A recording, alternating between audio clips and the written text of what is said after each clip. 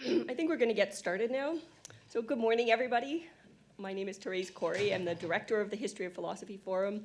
I'm on leave this year, so actually our interim director is Gretchen Radam-Schills, but she couldn't be here this morning to introduce the conference. She's going to come in an hour or so. So I am the interim representative of the interim director. There's some kind of recursive thing going on here. So we're very happy to have you here. The weather is beautiful. We ordered it up specifically so that you could enjoy campus in this lovely weather. And we hope that all of our visitors are settling in well. The History of Philosophy Forum at Notre Dame was founded to stimulate collaboration among researchers on the great traditions of reasoning through which human beings around the world have sought to understand the basic questions of human existence. And our mission is to break down the various barriers that divide up the history of philosophy into what can sometimes start to feel like little isolated clubs.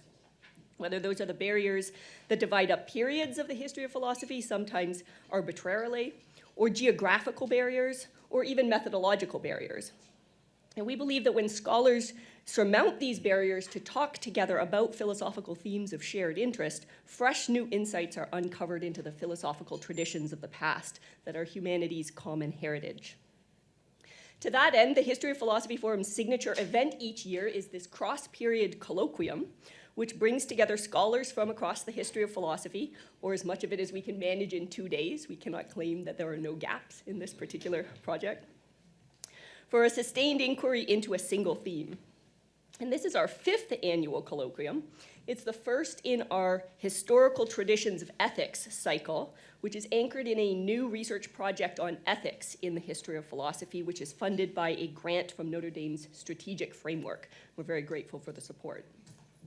This colloquium will be followed in 2027 by the theme Ethics of Belief in the History of Philosophy, and in 2028 by Morality and the Human End in the History of Philosophy. And we also encourage scholars working in the history of ethics to check out our visiting researcher grants and other programming. We would love to have you contribute to the ongoing conversation in the history of ethics that we will be engaged in over the this year and the next 2 years. This year's colloquium explores the question, how did philosophers from different historical times and traditions understand the role of emotions in morality? The concept of emotions is already itself very complex and finds different expression across the history of philosophy.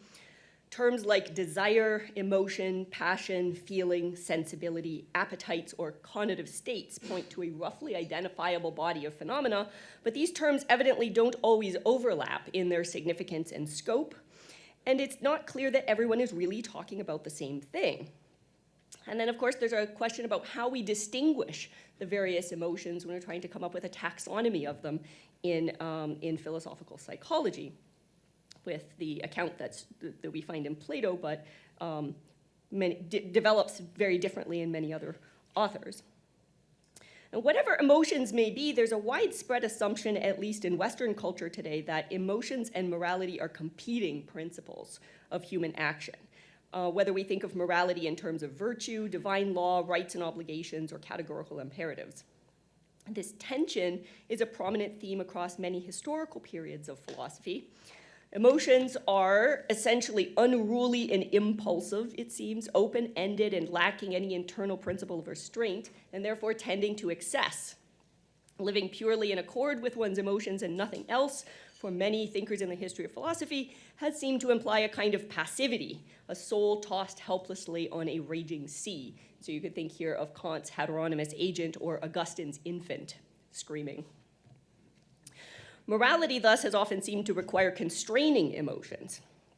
And for some thinkers in the history of philosophy, this constraint is viewed as repressive. One thinks here immediately of Freud. And in other contexts, reason must learn to manage or harness the emotions, teaching them to come into line with what is reasonable and good to support moral action. Plato calls desire a many-headed beast that we should take care not to feed carelessly, and the irascible part of the soul as a kind of inner animal force for action that can be turned in good or bad directions by reason. The relationship here is something like a parent and a child or a farmer and his animals. Again, in the Stoic tradition of apatheia, one can learn to become undisturbed by emotions, experiencing them without being swept away by them. And the practice of a moral therapy of the emotions and what we might call an accompanying therapy of attention, also characterizes many parts of the medieval Christian, Jewish, and Islamic traditions. For other thinkers, however, moral reasoning takes on a much gentler relationship to emotion. The late and lamented Jonathan Lear, drawing on insights from both Aristotle and Freud, suggests that in order to live a fully integrated life of human virtue and flourishing, reason must learn to let the non-rational part of the soul speak and listen to what it's saying, so reason and the non-rational part of the soul can learn to speak with the same voice, so a kind of symphonic moral concert. And we can turn the tables even farther and find strains in the history of philosophy that actually see positive or even central contributions for emotion in morality. In Culture and Anarchy, Matthew Arnold argues that experiencing great cultural works forms in us a moral and social passion for doing good, and describes good moral character in terms of a love of neighbor, the impulses towards action, help, and beneficence, the desire for stopping human error, clearing confusion, and diminishing the sum of human misery, and the noble aspiration to leave the world better and happier than we found it. Taking things a step farther, Hume collapses the emotion-morality tension altogether, making moral judgments themselves into an expression of strong emotions, as one also finds in some early 20th century analytic philosophers. And Nietzsche, too, views herd morality as an expression of emotion, the anger and ressentiment of the weak. Of course, all these views are much more nuanced than I have just described, and perhaps we will discover even more nuance about each of them by examining them side by side. What I love about our annual colloquium is that you never know what you're going to discover about a theme by putting all of these figures from the history of philosophy in conversation with each other. So at the end of the program tomorrow afternoon, our final event is a round table where we'll discuss the unexpected convergences and divergences that may have emerged from our conversations over these 2 days. So get ready for that. I also want to note on Saturday, one of our project collaborators from Historical Traditions of Ethics, Professor Liang Kai, has organized a follow-up colloquium on emotions and morality in Eastern philosophy, co-sponsored by the History of Philosophy Forum and the Liu Institute for Asian Studies. So I hope many of you will be able to join us for that as well on Saturday. So without further ado, let's open our conference. And our first speakers are Pia Campeggiani from the University of Bologna and Douglas Cairns from the University of Edinburgh. They were not able to be with us here today in person, unfortunately, but they are able to join us online. And their talk is titled Anger and Respect in Aristotle and Beyond. Please join me in welcoming Professors Campeggiani and Cairns.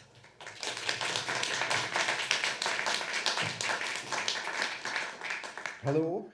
And let me get rid of this toolbar and share the slideshow. Okay, can everyone see the slides? Excellent. Again, I'd like to get rid of this sidebar. There we go. Fine. Ready to go. Okay, so what we're trying to do in this paper is to tease out some of the implications of Aristotle's account of anger in Book 2 of the Rhetoric that we think might still be of some use or some interest in the light of contemporary issues and concerns. And we also want to use contemporary approaches to emotion, to social interaction, and to interpersonal recognition as ways of getting into Aristotle's texts. We're focusing especially on this notion of respect. First of all, because disrespect, according to Aristotle, is what anger is all about, but also and particularly because the topic of respect isn't something that Aristotle actually thematizes in its own right. So the theme of respect arises only indirectly in connection with his account of the causes of anger. And so if we want to understand what Aristotle thinks about respect, we have to tease it out from the interstices of his account of anger rather than simply read it off. So as I think everyone knows, anger is the first pathos, emotion, let's say, to be dealt with in Rhetoric 2's discussion of the emotions as issues for the art of persuasion. So let's offer a few brief points on the definition itself. There we go. I hope everyone can see that. So, first of all, with the editor of Aristotle, Rudolf Cassel, we do not bracket that word there, phenomenes, that you see accompanying timorias in the first line. So the Oxford Classical Text does that. It takes phenomenes there to be an interpolation and wants to delete it, but we wouldn't do so.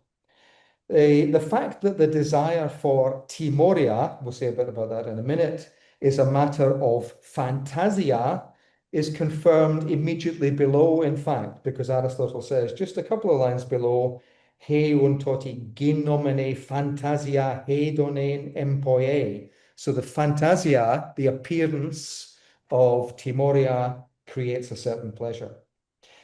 So that in turn guarantees that the participle phainomene with both timoria and oligoria is to be interpreted in terms of the angry agent's construal. First of all, of what causes anger, and secondly, of its goal. So there are 2 points to make about that. First of all, although anger, orge in Aristotle, is a subjective affective state, it's an embedded state. It's embedded in a context.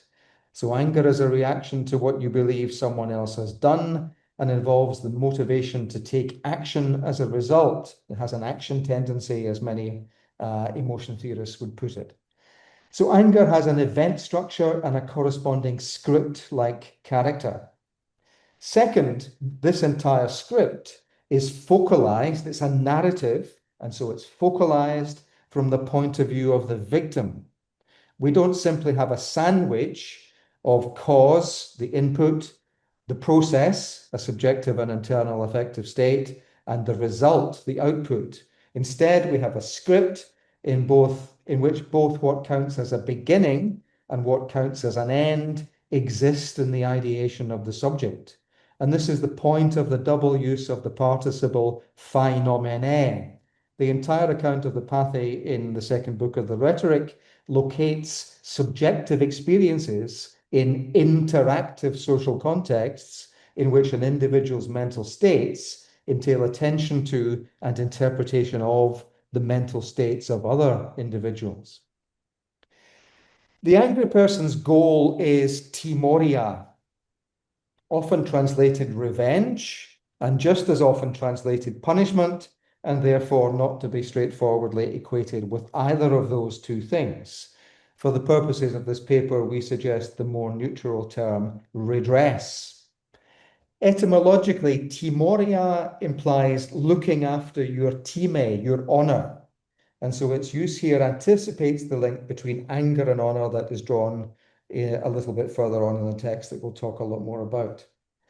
The victim's timoria seeks to restore or defend the time, the honor, that's violated or threatened by the perpetrator's oligoria or belittlement. And timoria is a fundamentally social phenomenon. And indeed, in Aristotle, it's a fundamentally human social phenomenon. The time that is the focus of timoria means value. And the value, whether it's of persons or objects, is a relational thing. It exists only in relation to someone's needs and purposes. Though Aristotle believes that animals are capable of orge, anger, he mentions dogs in the immediate context, he never associates timoria or time with non-human behavior. The emotion scripts that are used in the Rhetoric are therefore prototypical. So animals do have emotions, but these scripts are not designed to include things like animal emotions. So the scripts are not exhaustive in providing the conditions that any member of a given category must meet in any circumstance. Instead, they pick out those features that best serve immediate purposes. In the text that we offer, Aristotle ends the first sentence of his definition of orge with a genitive absolute. That's that phrase, to oligorein me prosecontos, the belittlement being unwarranted, that specifies that the apparent belittlement that excites the victim's anger should be me prosecontos, unwarranted. This also has to refer to the victim's ideation.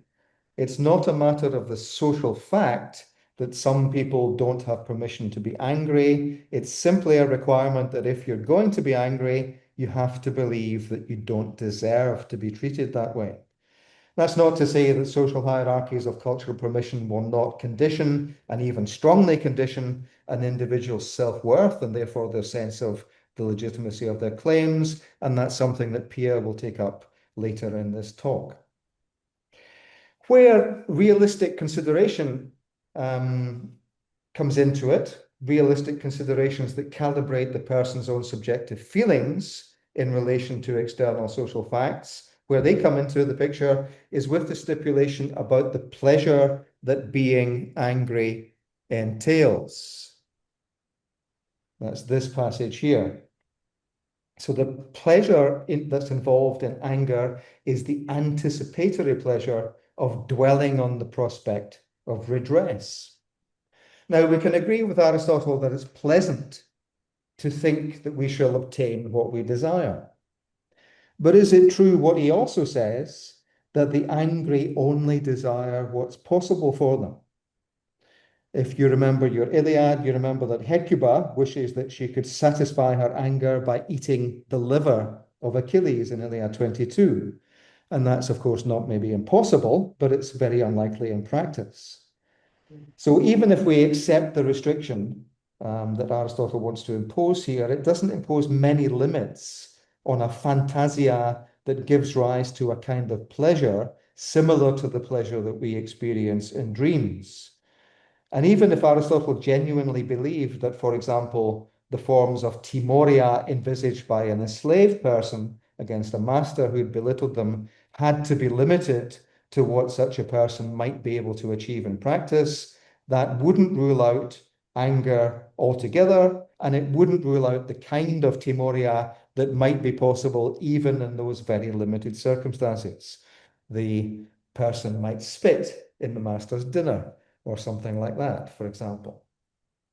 But however that may be, one thing is clear. For Aristotle, anger is all about the agent's desire to be well thought of, to be recognized, and to be respected. And no doubt that isn't all that anger is. There's no room here for forms of anger that focus on the belittlement of those that we have no pre-existing relation with. And there's no room also for anger at states of affairs that don't really involve belittlement at all. For Martha Nussbaum, as many of you will have read, anger's focus on the victim's point of view is something that makes anger narcissistic and therefore unhelpful. And many of Aristotle's examples do in fact deal with comparatively trivial aspects of everyday social interaction. But one major cause of anger for him is hubris. And hubris is gratuitously seeking to denigrate other people just for the sheer pleasure of it. And there's no doubt that Aristotle knows that anger can genuinely draw attention to injustice. He says so later on in the second book. And in fact, as we will have read, if we've read the rhetoric from the beginning in the first book, for Aristotle, hubris, one of the causes of anger, is itself a form of injustice. So one merit of Aristotle's account is that in focalizing anger and the offenses it identifies from the point of view of the victim, it creates room for the recognition that those who have borne the brunt of unjust states of affairs are best placed to call them out. There are also broader conclusions to be drawn about Aristotle's location of anger in the nexus of ancient Greek values based on honor or time. First, as we saw, anger arises at forms of belittlement that the victim regards as unfitting. So the victim doesn't acquiesce in the perpetrator's attempt at dishonor. She reacts angrily and tries to demonstrate that she's not the kind of person that can be treated that way. If people have, at least in their own eyes, legitimate grounds for complaint when others belittle them, then honor isn't simply a matter of how other people happen to treat you, and it's not simply a matter of wanting to be praised and esteemed either. It also involves claims that imply obligations on the part of other people. A proper sense of honor involves not only our own ambitions and our own claims, it also involves respect for the claims of others. The very existence of a concept such as hubris, which is a pejorative term, also shows that a proper sense of honor requires respect for the social values that police both self-focused and other-focused ways of dealing with honor. So honor in Greek societies is not the prize in a zero-sum game. It encompasses also positive sum forms of cooperation and a role for communities in evaluating both honor-seeking and honor-giving behavior. But this is not the impression you would get from studies that support the currently fashionable distinction between honor and dignity societies. This formulation by Sheila Novin and Daphne Oyserman is not untypical. They say, in honor societies, what other thinks matters, and vigilant attention to the possibility of losing face or losing respect is necessary. In dignity societies, on the other hand, others are de-emphasized, and what matters is one's own norms, values, and beliefs. You see that Novin and Oyserman frame this contrast between honor and dignity societies from the perspective of an individual who is a self-interested agent. And yet the dynamics of honor that their antithesis presupposes show that even their model needs to take account of more, much more, than individual preoccupations with others' opinions. In paying vigilant attention to the possibility of losing face or losing respect, people are not just trying to avoid the unpleasant consequences of disesteem. They are projecting a self-image that they want to see validated. Validation matters to them as individuals because it depends on their own idea of what counts as excellence. But validation also depends on the extent to which that idea of excellence is endorsed and promoted by those who confer esteem, whether those are individuals or communities. So this is about the interaction between individual and group values. And this is a process in which both parties have important roles to play. Communities will not reward excellencies that they do not themselves value. Novin and Oyserman's formulation, in fact, presupposes multiple roles and multiple ways of dealing with honor. A fundamental oddity of this view is the failure to recognize that respecting other people and therefore accepting norms of cooperative behavior is as much a requirement of honor as is anger when respect is withheld. This means that we need to be careful when we interpret the statement that hubris is doing and saying things which are a source of aiskune, a source of shame or disgrace to the victim. And this can't mean that the victim is inevitably going to feel shame, because Aristotle introduces hubris as a cause not of shame, but of anger. So anger is a possibility, is more likely than shame, he thinks. And it also can't mean that the victim is unequivocally and inevitably disgraced, because that's precisely what the victim seeks to challenge by pursuing timoria. So this phrase, hois aiskune, over which aiskune, characterizes the kinds of act that hubris consists in and how the perpetrator construes them. It makes no stipulations about actual consequences. At the point of insult and at the point of angry reaction, the actual consequences are still up in the air. They're still contingent. They depend on the circumstances, including the role of the victim, the role of any onlookers, and the role of other people in general. And this is important. It's important that shame and disgrace are not inevitable consequences of belittlement for Aristotle. Much of the contemporary philosophical literature on contempt highlights the relation between contempt and shame, the idea being that shame or internalized contempt is the aim and the outcome of contempt. But Aristotle envisages situations in which anger contests other people's contempt and resists the shame or the disgrace that contempt would impose. Clearly, in any society, there will be people, and probably many people, who don't feel able to react in that way, or whose reaction would not be validated if they did so. But there's no doubting that from Aristotle's point of view, such a response is not the norm for whatever categories of people Aristotle has in mind. On his conception of anger, the emotion is morally and socially significant because it's one way in which, as Gisèle Pellicot put it, the shame that's often felt by the victim can change sides. Now, clearly, hubris encompasses attitudes towards the perpetrator's own honor and towards the honor of the victim, the honor of others.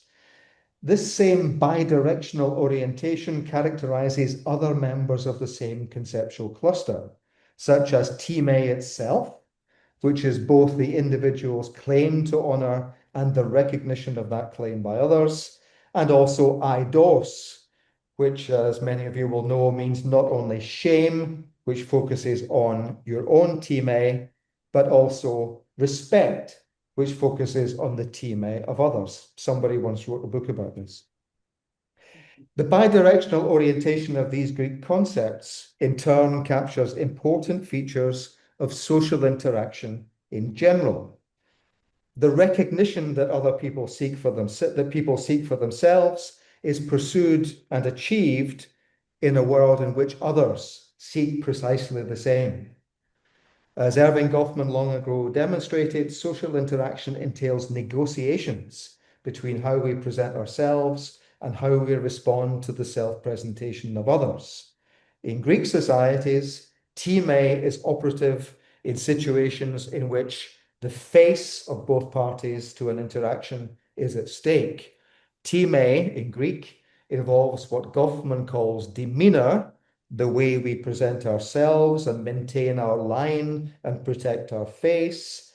And it's also a matter of deference, the way we respond to the face and the self-presentation of others.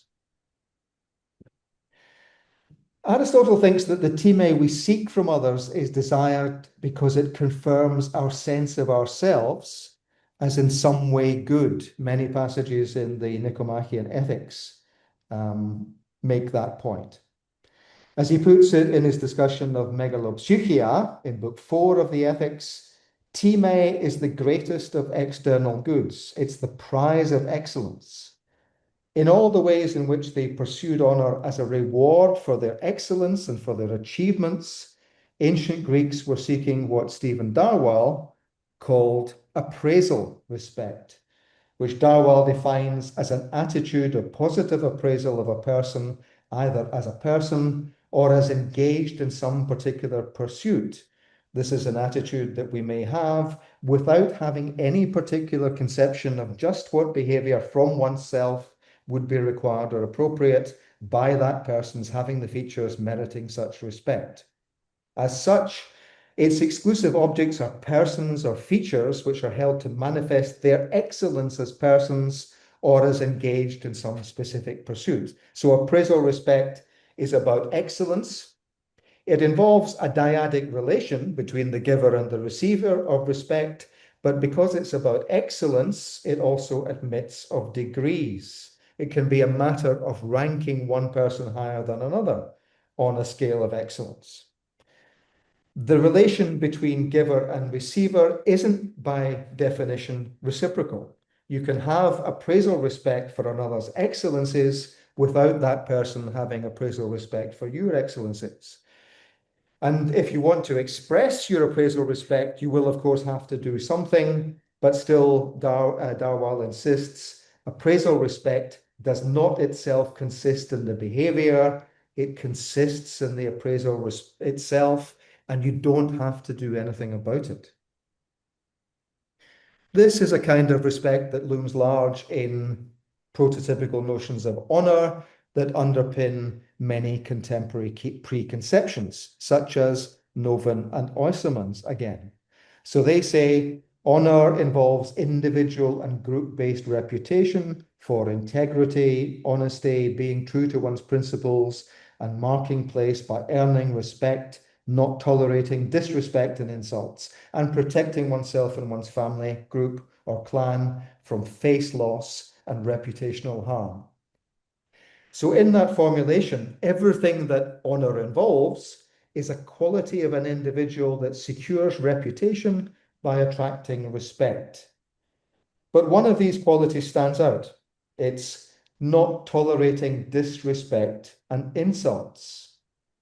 Now, that may well be a matter of a quality that does attract others' esteem. It may be a matter of self-respect or pride or something like that. And the disrespect in question can be a failure to recognize some excellence or virtue. But if you react with anger to that kind of disrespect, you're also exerting a claim that the other person should have acted differently. In paying vigilant attention, as they put it, to the danger of losing respect and not tolerating disrespect when it happens, the individual is enacting a claim to what Darwin calls recognition respect, a kind of respect which we can have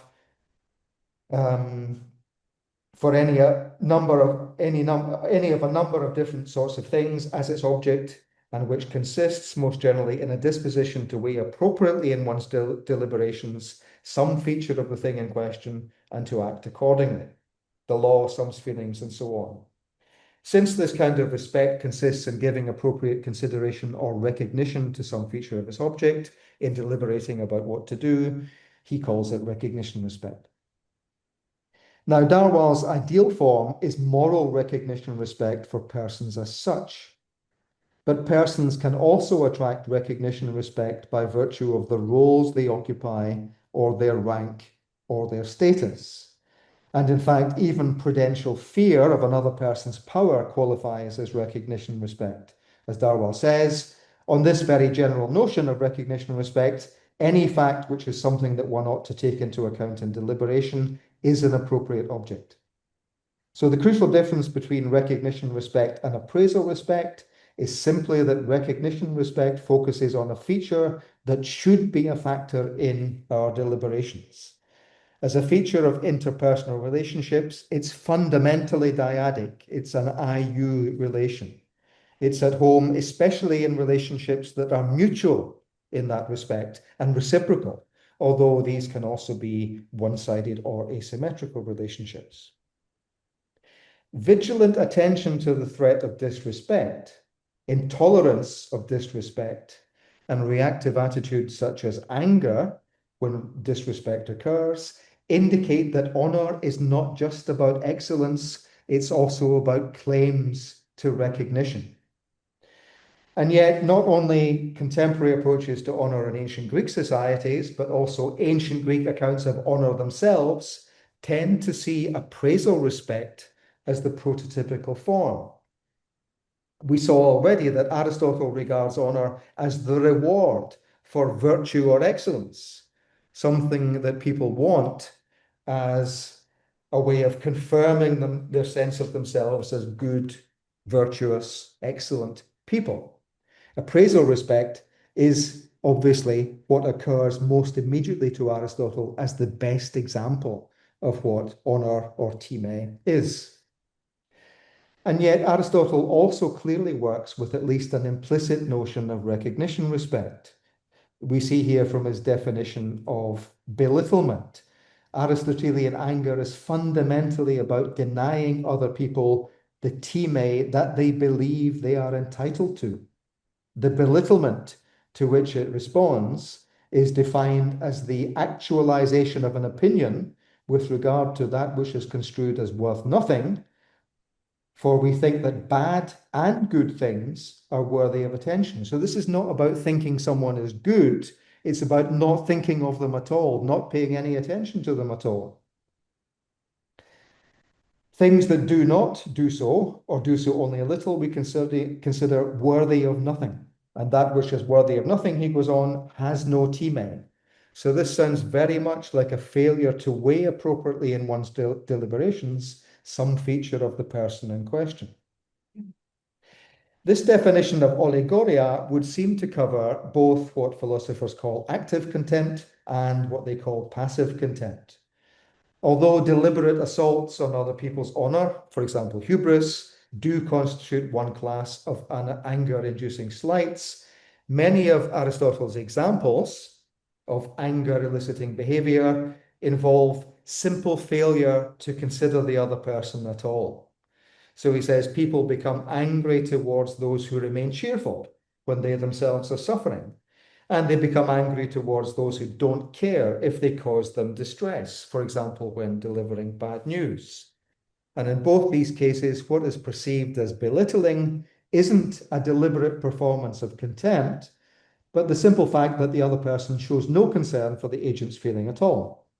In these cases, there's an expectation that other people, even strangers, will respond appropriately to your emotional sensitivities. And this suggests an awareness that the presence of another person in an interactive context makes some kind of demand upon us. Aristotle roots this in the other person's sense of being worthy of something, what he calls axia, worth.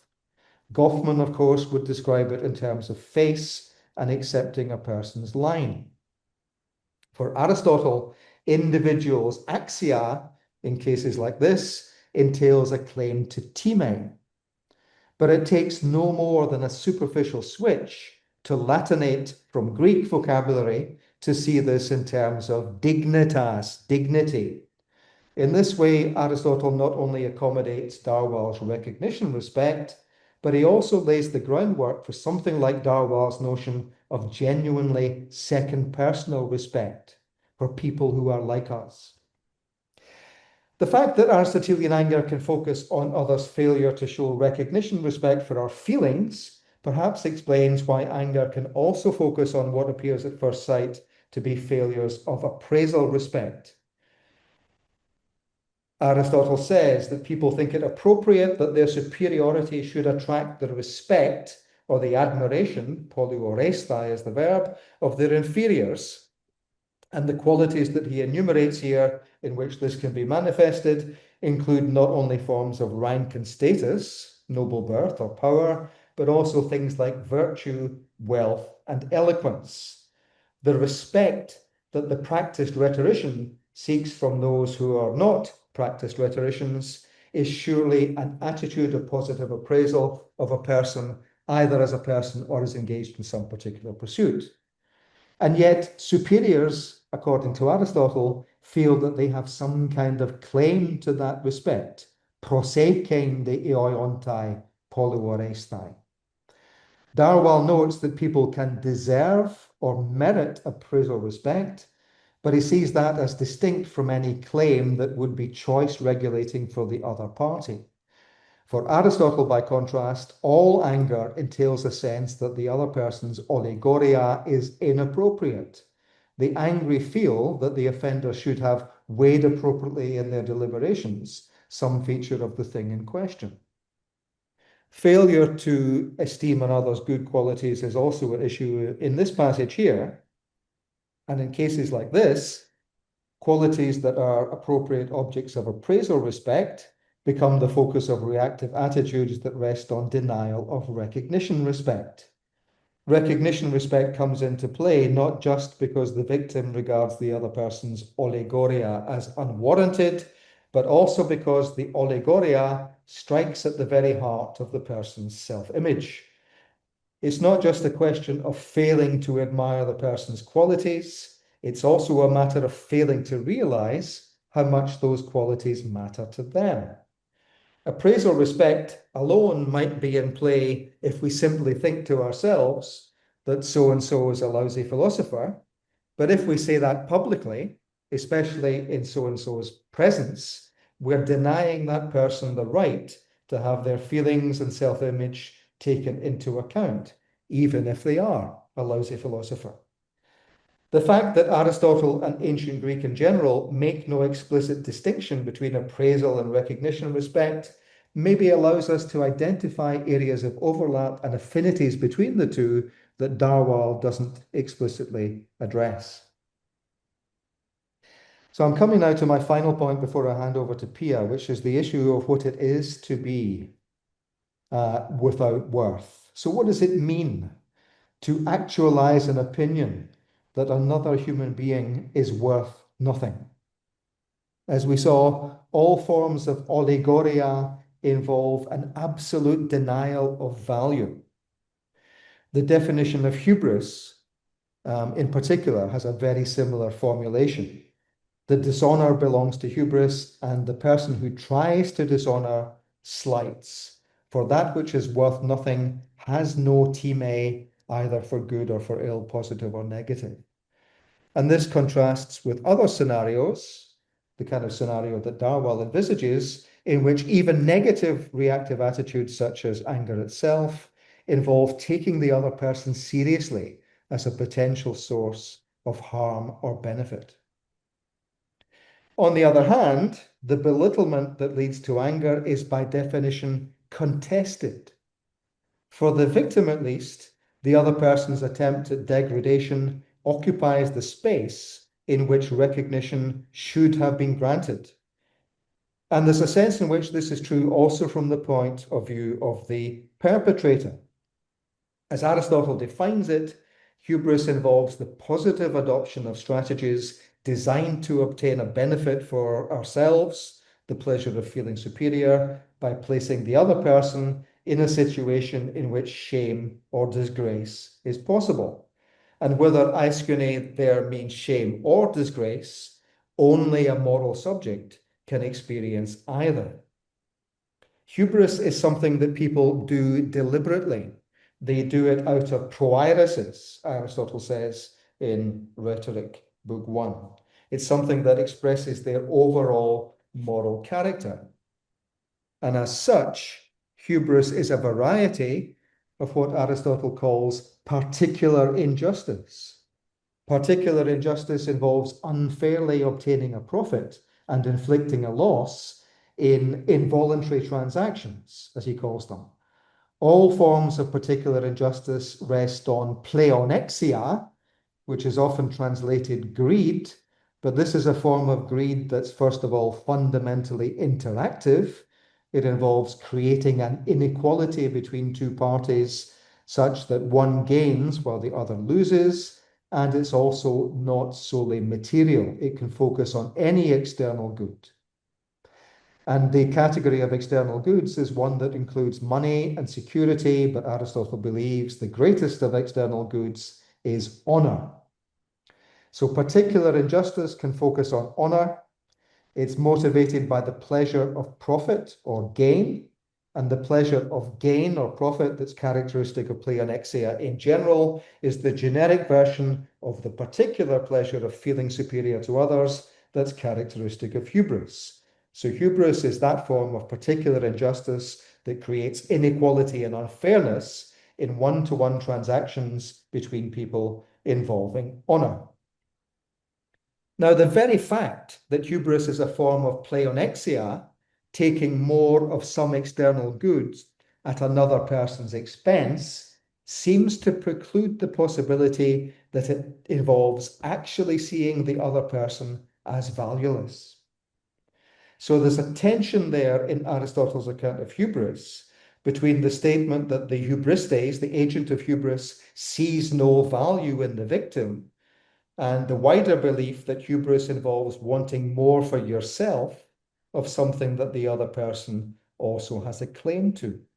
And that tension is right there in the statement that to consider a person to be worth nothing, for good or for ill, is to dishonor, atimasdein, that person. It involves the denial of a claim that the victim will angrily want to assert. So the hubristes believes, according to Aristotle, both that this person is worth nothing and that treating this person as worth nothing will somehow deprive them of the honor, the worth that they do not have. Now, there is a view that purporting to regard other people as devoid of the claims to respect that we all enjoy, what's typically called dehumanization, involves a belief that in some real sense, those other people don't fully belong to the human species. According to David Livingstone Smith, when we dehumanize people, we think of them as counterfeit human beings, creatures that look like humans, but who are not endowed with a human essence. In fact, as Paul Bloom argues, the truth is much, much worse. The sadistic satisfaction that perpetrators take in objectification and dehumanization is possible only if these strategies are enacted against human beings who, in some sense, are recognized as such.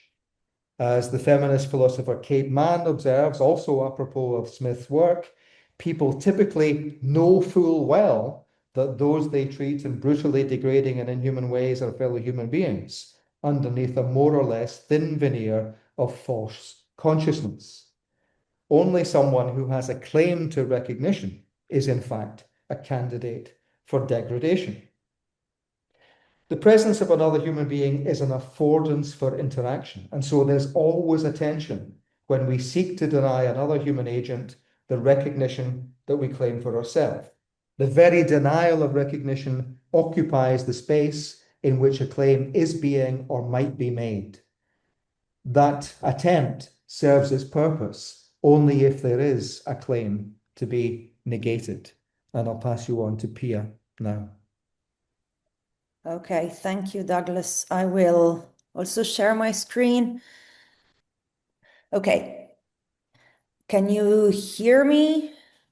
I guess so, right? I'll take this down. Okay, so what I want to do over the next 8 to 10 minutes is to illustrate some conclusions that Douglas and I have drawn from, well, from the analysis that Douglas has just presented. So what we would like to do is to present to you our attempt to use Aristotle's analysis of anger, disrespect, and hubris in the light of modern concerns regarding oppression. So Douglas has focused on the perspectival dimensions of the scripts of anger and hubris as Aristotle presents them.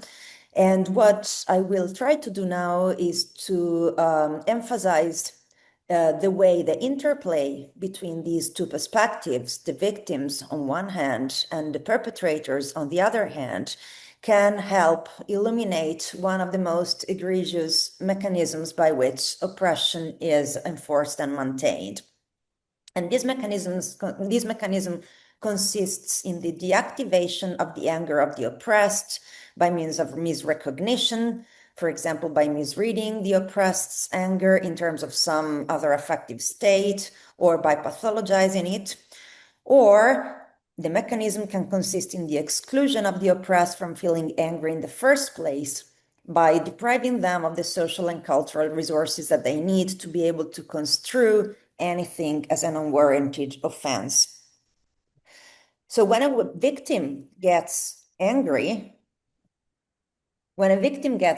she construes the eliciting event in terms of unwarranted belittlement or undeserved injustice. That's what Aristotle thinks of the emotion of anger. So it is the victim's perspective that counts. Whether we share her construal does not really make any difference to her actually feeling angry. So the point is not whether the belittlement is really unwarranted. The point is that the angry person thinks it is. But for a person to think that something is an unwarranted belittlement, it also means that this person must be able to think or to construe something as an unwarranted belittlement. And the claim I want to put forward now is that construing another's behavior as an unwarranted offense is not simply up to us. Our willingness to do so and even our capacity to do so are strongly conditioned by social norms and shared practices. So social positioning plays a decisive role in whether we are inclined or even able to construe something as an unwarranted offense or an undeserved injustice. And our claim here is that this capacity of construing something as an unwarranted belittlement is what in itself targeted by belittlement. This is a sort of a neo-Aristotelian reading we want to offer of the ultimate hubristic act of belittlement as creating a disability in the victim, the incapacity of construing something as an offense. And this is where the oppressor's viewpoint comes in. So recognizing another's anger is conditioned by who we take that person to be and by what we assume they regard themselves as entitled to. So understood recognition represents a form of enablement, while the absence of such recognition or its deliberate denial generates affective disability, as Marilyn Frye has put it very tellingly in her 1973 notes on anger. To be or be perceived as wronged, you have to be or be perceived as right. Anger is always righteous. To be angry, you must have some sense of the rightness or propriety of your position and of your interest in whatever has been hindered, interfered with, or harmed. Anger implies a claim to such rightness or propriety. When you're not right or in the right, anger is inappropriate or even impossible. So I think this helps explain why misrecognizing someone's anger can itself be a form of belittlement that has serious moral and political consequences. The recognition of entitlements to anger affects the ability to experience it. For me to have some sense of the rightness of my position, I need to be able to imagine myself as having been in the right. And this capacity is systematically denied to oppressed individuals. And to support this claim, I would like to offer you some evidence from social psychology. So why is it important? Because the ability to experience anger and to have one's anger recognized means we have agency. So anger is a mode of agency. So it's not surprising that the anger of marginalized groups is often dismissed as irrational, inappropriate, or faulty. And I'll give you some examples about women. Women, for example, as a group, are expected to be sad rather than angry. In this study here that you have on the slide, the authors discuss the way gender bias leads us to categorize women's neutral faces as less angry than men's neutral faces. There's plenty of research on this, so other studies that show how we see happiness and fear more easily on women's face, or that show how angry displays are overwhelmingly judged to be men, and sad displays are overwhelmingly judged to be women. So why is that the case? Because, of course, sadness is compliant. It requires no power. One need not to imagine revenge, timoria, in order to be sad. So women are expected not to be angry because they are expected not to take themselves seriously and not to assert their worth. And these social expectations play a role in keeping them in their place. So other evidence from social psychology shows that more status is conferred on subjects who express anger than on those who express sadness, and that anger and fear, that is another stereotypically feminine emotion, have different effects on risk perception. Angry people are more optimistic, they're more risk-seeking, and fearful people are more pessimistic and risk-averse. And the link between the suppression of anger and the gradual erosion of self-confidence is very visible if we look at younger girls who turn from 5 to 6, from preschool girls to school-age girls. So, of course, by going to school, they are more exposed to dominant social norms, and dominant social norms in our societies are male supremacist, of course. So what happens to them is that they're pressured into interpreting their negative feelings in terms of sadness rather than anger. And this is done to them through media representations, through expectations of all kinds, and also through gendering practices that are enforced in education. So, for example, controlling their voices or reproaching them more often than boys are reproached for speaking without having raised their hands. In this book here, Failing at Fairness, there are a lot of examples which are quite interesting, actually, about the hidden curriculum, what happens at school that we're not aware of. So the correlation between the increasing pressure on girls to give up their anger and the erosion of their self-esteem, I think is very important. We should not leave it unnoticed. Because it's not simply about how little girls feel, and that's bad enough, of course, in itself, but there's more to that. It's about producing submission and constructing barriers that obstruct women's resistance to injustice, that render resistance impossible or even unthinkable. And Soraya Chemaly tells it really well in her beautiful 2018 book, Rage Becomes Her.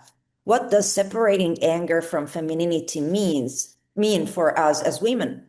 For one thing, it means that we render women's anger ineffective as a personal or collective public resource.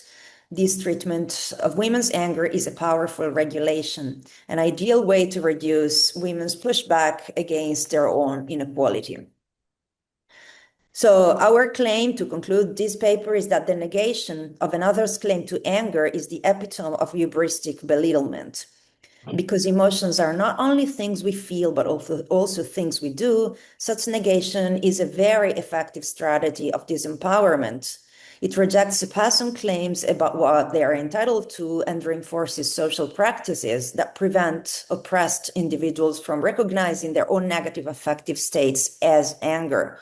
And in doing so, it suppresses that space for the recognition of injustice that the focalization of the victim in Aristotle's account of anger creates room for. Thank you.